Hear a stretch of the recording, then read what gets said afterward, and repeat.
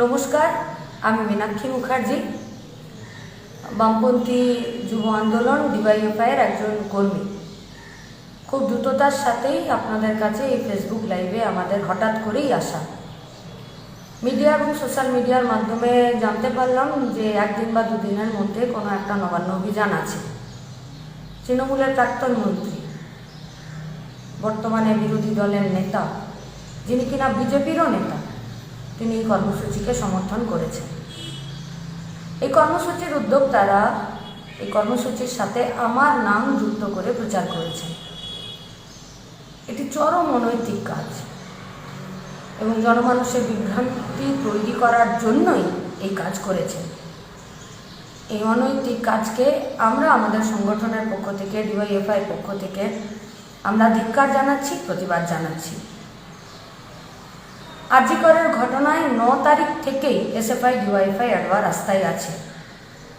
আজকে গোটা রাজ্যের মানুষ, রাজ্য ছাড়িয়ে দেশ, দেশ ছাড়িয়ে বিদেশ এবং গোটা রাজ্যের মা বোনেরা আজকে রাস্তায় নেমেছেন নির্যাতিতা দোষীদের শাস্তির দাবিতে, বিচারের দাবিতে, দুর্নীতির বিরুদ্ধে।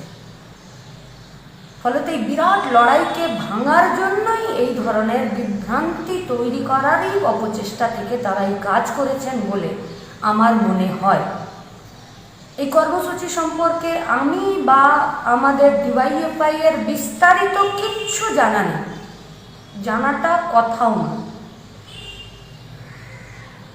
আমি বা আমাদের সংগঠনের কেউ ডিওয়াইএফআই এর, এসএফআই, অ্যাডভা বা কোনো বামপন্থী সংগঠনের এই কর্মসূচির সাথে কোনো যোগাযোগ নেই। আরএসএস, বিএইচপি, ছাত্র সমাজের ফাঁদে পা দেবেন না, আপনাদের কাছে আমাদের আবেদন। 27 তারিখ গোটা রাজ্যে, জেলায় জেলায়, এলাকায় এলাকায় এসএফআই, ডিওয়াইএফআই, অ্যাডভা আরজি করের নির্যাতিতা দোষীদের শাস্তির দাবিতে এবং বিচারের দাবিতে এবং অবশ্যই দুর্নীতির বিরুদ্ধে রাস্তায় থাকবে। এসএফআই, ডিওয়াইএফআই নেতৃত্বে যে আন্দোলন কর্মসূচি 27 তারিখ থাকবে, সেই কর্মসূচিতে অংশগ্রহণ করবেন। এই আবেদন আপনাদের কাছে আমরা আমাদের ডিওয়াইএফআই এর পক্ষ থেকে আমরা রাখছি।